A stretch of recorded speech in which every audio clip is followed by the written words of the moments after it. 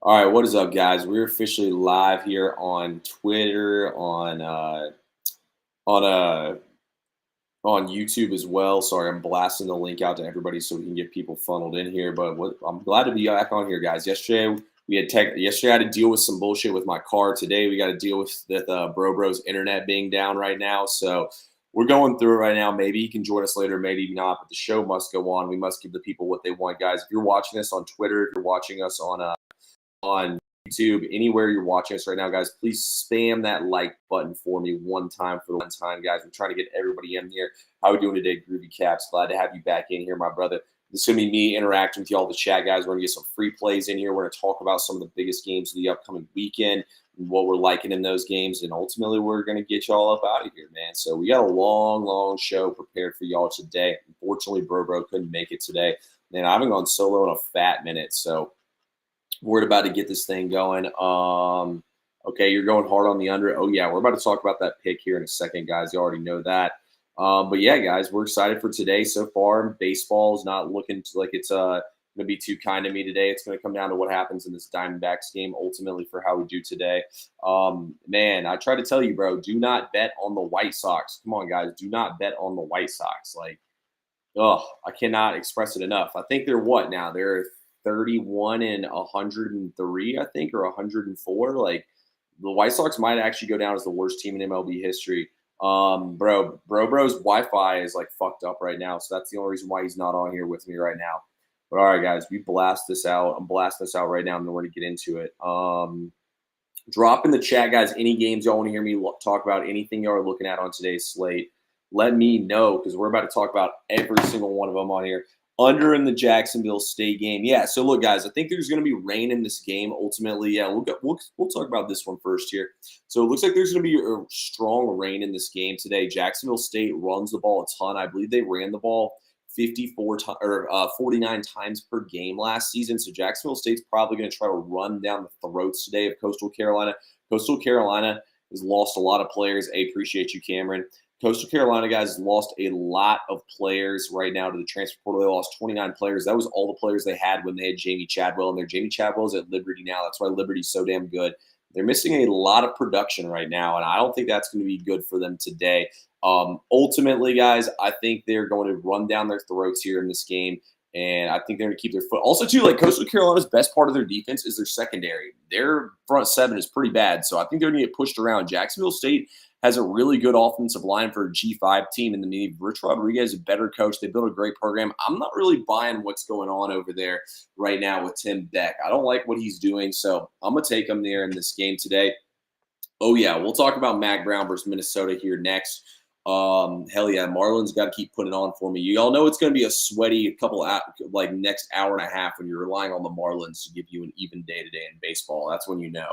But anyway, guys, let's get into this Minnesota-North Carolina game. Look, I don't have played in this game, but I've done a lot of research for y'all. Sorry, I'm scrolling to the game right now.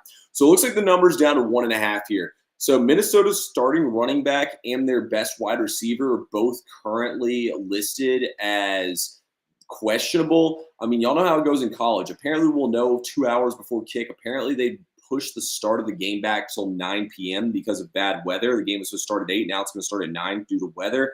I mean, look, guys, North Carolina, we don't know who's going to start. Apparently, they're going to use both quarterbacks. Max Johnson does have more experience. I think he's the better quarterback of the duo here. So I'd like to see him get more reps here. But North Carolina is going to be all about giving the ball to Amarion Hampton. They're going to try to run the ball here. I don't like Minnesota's offensive line in this game, to be honest with y'all. Yeah, both teams are run-heavy teams. I can only look at North Carolina in this game. This is more of like an uncertainty game for me. PJ Fleck hasn't played well in the first game of seasons. I think North Carolina hasn't won like a true road game in like a couple. I don't think they won a true road game last year. So, my opinion, it's a pretty bad spot both ways. I'll still lean towards North Carolina though to get it done in this game. I do think they're going to be able to run the football in Minnesota. Y'all know me, man. I'm more of a South football guy than a Big Ten football guy. So ultimately, I think North Carolina is going to be able to run the ball down Minnesota's throats in this game. I don't think Minnesota's any good. We'll see, though. We don't really know much about these teams. I feel like there's a lot of uncertainty. PJ Fleck is definitely a better coach than Mac Brown, in my opinion. So we'll see what ends up happening there with that game, guys. I don't have a play in that one. I'm about to talk about this North Dakota game here in a second. For those of you all joining, our free play right now is Jacksonville State -3. We're going to add another free play here in a few minutes. But look, guys, if you all want every single one of my plays every single day, all you have to do is go click the link in my bio for SoBet. If you're watching on YouTube, put in the comments the word team, and I will put you on my team, guys. We're going to have max plays coming up on Saturday. I'm going to have 3 of them in my VIP. We're going to have a lot of plays over there on SoBet, guys. We got 4 plays up over there right now. So keep that in mind if you're looking for bets and whatnot. I got you guys. Next month, I can get you a $1 sign-up code if you've never been on the team before. So let me know for sure. I'd love to put you on there. But anyway, guys, let's get into these games, man. I've babbled on enough about SoBet. All right. Anyway, let's talk about this next game here. We got Deion Sanders and the boys hosting North Dakota State. This line was at 9.5 this morning. It's up to 10.5 now. And let's take a look at something here. Let's see what the public and splits look like. It feels like in this game today, guys, that North Dakota State is going to be the sharp side here. To be honest with you all, this is not really a game I'm interested in playing here. So this is what it's going to come down to. North Dakota State's going to run the football. They're one of the best teams in the entire FCS. I believe they're ranked number 1 or 2 right now in the nation. So it looks like about an even split right now on the bet split, which is pretty interesting because this morning when I checked, it was more in favor of Colorado. This game's got a 600, almost 700K handle in this game. Look, this is what it's going to come down to, guys. If Colorado's able to throw the ball and get up early in this game, North Dakota State, with the way they want to run the football, is not going to be able to hang around in this game, guys. Then you look on the flip side of things, Colorado's going to have to spread them out here. North Dakota State's going to try to slow this game down and make Colorado grind with them in the trenches, which is not what Colorado wants to do. It's going to be 2 opposite teams trying to impose what they want to do here.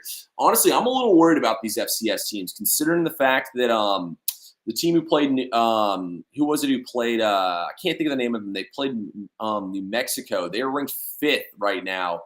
The Monarchs, they're ranked 5th right now, and I am the FCS, and they barely beat New Mexico. So I know North Dakota State is way better than them, but I mean, are they really going to be able to move the ball down the field in this game? They're going to have to run in this game. I think the play in this game is to take North Dakota State plus 10.5 points. But I mean, if Colorado gets up early, you might have to live bet out of that one with Colorado and lay it. I'm not touching that game though. Shedur's going to throw 3 INTs. I don't think he is. I think Sanders is a pretty damn good quarterback. Anyway, guys, let's run through some of these other games on the board here. So let's take a look here. I'll give you all a free play here in a second. So we got Howard versus Rutgers. I mean, that's not really what I'm interested in at all. Howard's a pretty bad football team. You got Central Connecticut versus Central Michigan. Central Connecticut is ass. They won 1 game last year. I think they'll probably get manhandled in this game. There's a reason why they're catching 32 points to a MAC team. North Carolina A&T is also ass. I believe they won like 3 games last year. They're playing Wake Forest in this game. The spreads come down a good bit, but there might be rain in the area in that game, so I would keep that in mind. If you touch that game, Wake Forest got a lot of uncertainty. Their quarterback, Mitch Griffiths, transferred out. I can't remember where he went, but he went to like a CUSA or an FCS school. No, not to a FCS, or to a Sunbelt school, one of those two. Don't think he's that great of a player, so that game's kind of interesting. Let's see here. Here we go. NC State versus Western Carolina, guys. So I did talk to a couple people, and what they're telling me is that NC State's going to go real vanilla in this game. They're not trying to run the score up at all in this game. They just want to get in and get out, show nothing, because, guys, they have Tennessee on deck. They're prepared for that game. We've seen the spread come down. It was 33.5 yesterday. Now it's 31.5. Look, I personally don't bet on the FCS teams, but I could maybe see a cover here for Western Carolina. Western Carolina, I did some reading into this game. They actually have 2 of the better quarterbacks in the entire conference, and they have one of the better offenses. The over could be in the play in this game at 61.5. I'm just worried about NC State going real vanilla with their offense here. I ultimately won't be touching this game, but I couldn't talk anybody out of taking Western Carolina plus the points here in this game tonight. I don't have to. I mean, guys, seeing Tulsa laying 37 points in a game is honestly kind of crazy. I mean, team they're playing, though, is horrible. I believe they won 1 game last year. So, I mean, Northwestern State Demons is who they're playing. I'm pretty sure that's a team that won 1 game last year. Hey, appreciate that. Yeah, man. All those spreads moved with us today in the VIP. Like I said, guys, North Carolina, Minnesota, I lean towards the Tar Heels in this game. I'm not going to play it, though. I've got a lot of question marks on both teams, to be honest with y'all. North Carolina is a team that enters the season with a ton of question marks. You feel like Matt Brown wouldn't be coaching there at this point if he wasn't trying to build something. And they have had some good recruiting classes come in the past. But at the same time, guys, if you look at Minnesota, I mean, Minnesota has so many question marks. It's insane. Like, I respect PJ Fleck. He hasn't done well at the beginning of the season, so we'll see what happens there. It did get moved back the start time of that game. Like I said, North Dakota State and Colorado, I lean the Bison with the points here. Nothing for me in that game. Southern Utah versus Utah. I actually think the Utes might come out here and take them to Pound Town in this game. Utah is pretty loaded up. Cam Rising didn't get to play football at all last year. I think they might toss it around the yard a little bit and run down their throats here. They do have Baylor on deck, but I think Baylor is going to be probably the worst team in the entire Big 12 this season, so be between them and BYU. I mean, I think Utah maybe in the first half. Let's see what the numbers at in the first half. Is an interesting look. 24.5 in the first half. I did actually look into this play a decent bit with Utah. I don't hate taking them in the first half minus 21.5. Or maybe even looking at their team total if you can get a line on their first half team total. I think Utah might come out here and try to get Cam Rising comfortable since he hasn't played ball in such a long time. I mean, the guy's basically been out for an entire year. Eastern Illinois versus Illinois. I don't know much about Illinois. I don't think they're going to be that good, but Eastern Illinois is really, really bad. That could be another smack 'em, but they also do have Kansas on deck. That's a 9 p.m. start. Jackson State versus UL Monroe. I would be cautious here, guys. UL Monroe is a bad football team. The Sun Belt might come in here and hit them. Hey, let's hope Murray State can score some points today, boys. And then other than that, that's it really for tonight's games. Let's get another free play here, though, in tonight's games, guys. Like I said, I got 4 plays in tonight's games on my SoBet.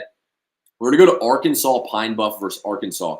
I gave this one out in VIP this morning at 50. Now we're looking at, at 57. Now we're looking at 58.5. I would still take it at that number. So here's the first thing I'll need to know. When teams play as 42-point favorites or more and they're not playing against a conference opponent since 2018, these teams against the spread, guys, are crushing it. These teams are, no, sorry, not against the spread. These teams to the over the total are crushing it. They're 63, 29, and 1 to going over the total. That's good for 65% since 2018.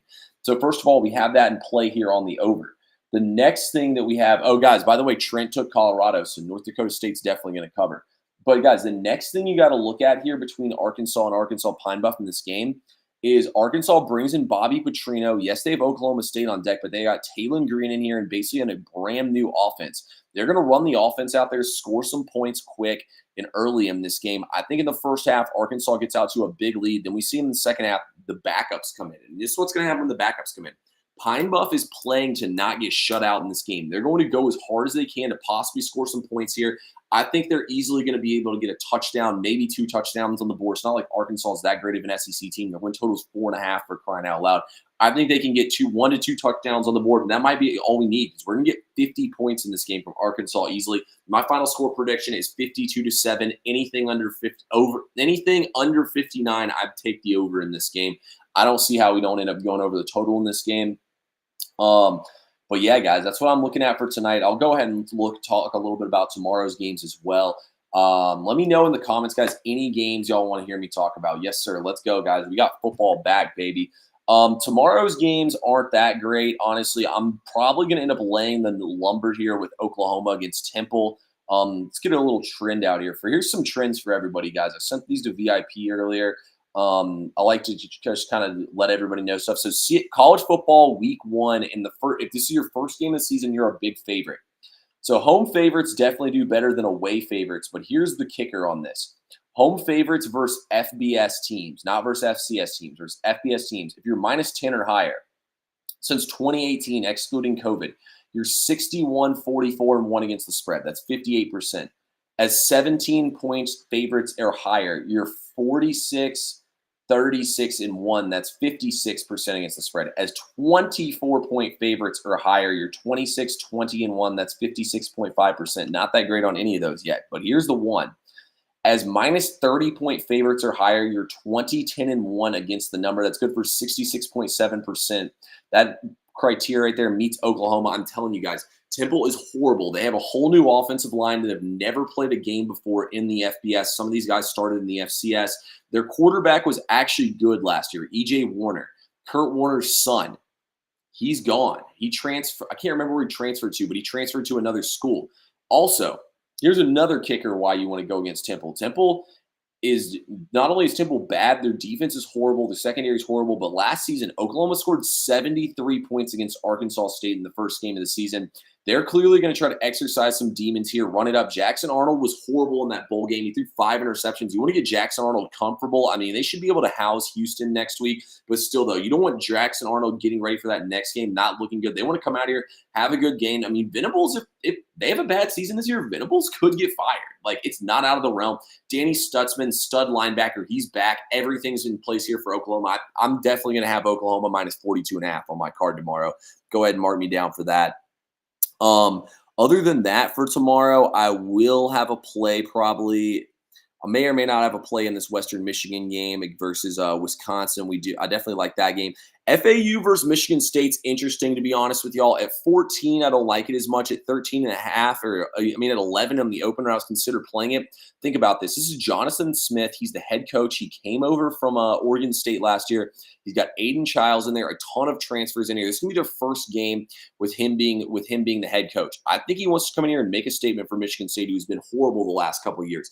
FAU, while I like their head coach a lot, at the end of the day, Tom Herman, when I look at this FAU team, I don't like their quarterback who transferred in here from Marshall, Cam Fancher, at all. I think he's horrible.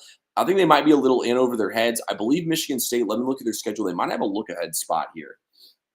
Let's see here. Michigan State currently has, of course, it's not loading right now. It's taking forever. Michigan State is Maryland on deck, so they might pack it in later on in the game. I would probably attack them early or just lay it with them. I mean, 14 is not that much. Thoughts on the Rutgers game. Okay, Rutgers plays tonight. Let me go back to that. To be honest with you, I don't know a ton about Rutgers, but I don't think Howard's any good. Like, I really don't think Howard's any good at all. Rutgers should be able to come in here and do whatever they want to against him, Andrew. I think Rutgers probably wins this game running away. Rutgers is a stout defense, and they like to run the football. I think they could definitely run the football down their throats in this game. So I would look towards Rutgers, but it's not a game I'm really interested in playing. Let's see here. Elon versus Duke. Duke's got a lot of question marks for me, man. I took Duke's win total under 5.5. I'm not very high on Duke this season. I'd probably not touch that game with a 10-foot pole. I'm definitely going to be watching it, though. Like, guys, even though tomorrow I'm probably only going to have 1 or 2 plays, I'm going to watch every single one of these games. Like, I'm telling y'all, the biggest thing in college football, watch as many games as you can. Like, sure, there's sharp action stuff on games. I don't buy into any of that shit. I buy into the eye test more than anything in college football. You truly know football and you watch these teams play, you can tell how big the gap is between these teams. Think about it. These teams really only play 11 or 12 games together. Vegas can be far off on them all the time. Like I always tell people, if you look at the end of the season, the most profitable teams against the spread, 2 to 3 of them are always going to be some of the best teams in college football. Like look at TCU when they made their run. They were one of the most profitable teams against the spread. Let's look at last year's most profitable teams against the spread. Let's see, 2023 CFB teams against the spread. And trust me, guys, we're going to be live on here again tomorrow, and I think we're going to try to go live again on Saturday. We're definitely going to be live tomorrow. I want to go live again, though, on Saturday regardless. I miss doing the Saturday morning stream, so make sure y'all tap that follow button if you're on X, if you're on YouTube, whatever you're on, guys, and please hit that like button for me, too, whatever you're on. It just helps bump us up the algorithm. Okay, so last season – wait, that's not against the spread. That's win-loss. I was about to say there is no way Michigan went 15-0 ATS last year. Okay, so last season against the spread, the number 1 team against the spread last season was Arizona, and Arizona was pretty damn good. They went 11-2. Then after that, you got Miami of Ohio. Oregon went 10-3-1. Notre Dame went 9-3-1. UNLV 10-4. Missouri 9-4. See, it's always those teams that end up being good that come out of nowhere that are the best ATS teams in college football. And that's probably the same way it'll end up being this year. If you think you have the inside scoop on a team that's going to be competitive, that's not really getting priced correctly, you can make a lot of money backing them, guys. Or if you know a team that has low-key home field advantage.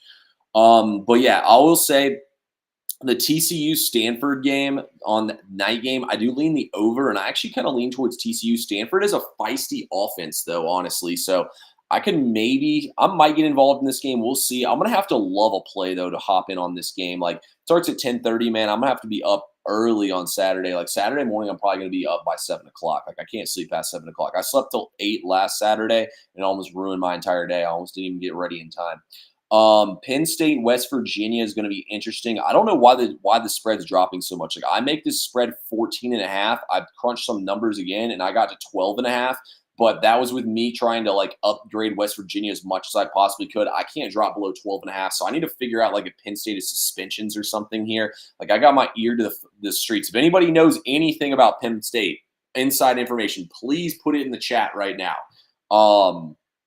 But yeah, I'm looking at that one. I will say, guys, Purdue's playing Indiana State. I don't think Purdue's going to be that good, but Indiana State's ass. They won 1 or 2 games last year. It's an FCS team right there. Let's see here. We got on most of these early games kind of suck. Georgia and Clemson's going to be interesting. Honestly, I know a lot of sharp people are going to be on Clemson. I'm probably going to be on UGA in that game. Also kind of lean the over in that game. I think Georgia's going to throw a lot with their injuries and suspensions to running back. Virginia Tech versus Vanderbilt. It might be pouring down rain in Nashville, so keep that in mind for Tennessee and Chattanooga. We already seen the line go from 41.5 to 38.5 in Tennessee and UT Chattanooga. Virginia Tech and Vandy. We've seen the total drop from 55.5 to 48.5. I'm actually looking at the over, guys. Vandy's going to be feisty this season. Vandy's running like a pistol triple option, like Willie Fritz, the Houston head coach, now runs. So they're going to be running some tricky offense here. Virginia Tech's supposed to be good, but is it because Virginia Tech's actually good or because they play a joke schedule? I think it's because they play a joke schedule. That's just me personally. I think Kyron Jones is solid. I think they have a good team, good home field advantage. This game's on the road. Vandy's getting disrespected at home. Like, I don't even know if Kentucky would be laying 17 at Vanderbilt. Kentucky might be just as good as Virginia Tech. I think Virginia Tech's going to low already. Here's the trap line of the day. I don't know if y'all saw my TikTok. South Dakota State, an FCS national champion, is only minus 9.5 against Oklahoma State. Oklahoma State's the most bet team right now in Vegas. Look, I think Oklahoma State should cover 9.5, but at the same time, like, I'm not even kidding you guys. Oklahoma State's quarterback, Alan Bowman, was on record saying that in his eyes, the biggest game of the entire season is against Arkansas. It's all about recruiting pipelines. They're rivals because the states are close to each other. Both these teams want to win this game badly. I'm just saying, guys, I think that this game, Oklahoma State could be looking ahead a little bit. South Dakota State could come out here and give them their all. If you look at Oklahoma State the last couple of years, they've had an embarrassing out-of-conference loss every single season. And what happens? Gundy leads them to a winning record in conference, and they almost win the conference. Gundy knows how to coach in the Big 12. There's a reason why he hangs on to his job every single time there. I'm not saying that Oklahoma State's going to lose in this game. I'm just saying taking Oklahoma State minus 9.5 isn't as easy as you might think it is versus an FCS team. I'm personally not touching this game. I don't like the look-ahead spot. I also think the number's too low. If I was getting 2 touchdowns, I would be all in on the Jackrabbits here, but number's too low for me. Let's see here. Other games. Of course, the Marlins are trying to blow this. Of course, the Marlins are trying to blow another 6-run lead. We'll see what happens, though. Syracuse versus Ohio is interesting. Ohio is probably going to be pretty bad this upcoming season. Syracuse is a completely new coaching staff. They got Kyle McCord. They got a ton of transfers in. I'm going to be interested to see how Syracuse actually looks in this game. Let's see here. Eastern Tennessee versus App State. App State's got a big game coming up. Florida, Miami, guys, that's going to be another interesting one as well. It's probably going to be 100 degrees and down in the swamp. I know a lot of people are saying take the under. I'm looking at the over in this game, man. Texas and Colorado State. Texas got Michigan on deck. They might not take Colorado State too seriously here in this game. Colorado State's got a lot of talent, guys. And then Boise State versus Georgia Southern. It gets hot in Boise. I think everyone is overruling that, but Georgia Southern hasn't been this big of an underdog but 4 times ever, and they won all those games outright. That's just something to keep in mind there. I don't think Boise State's as easy as you think it is. I'm staying as far away from that game as possible. Look, guys, like I said at the top of the show, my free plays for y'all today, we're taking the over in Arkansas Pine Bluff at 57. It's at 58.5. I still like it. Just don't take 59. Anything under 59 is good to go, in my opinion.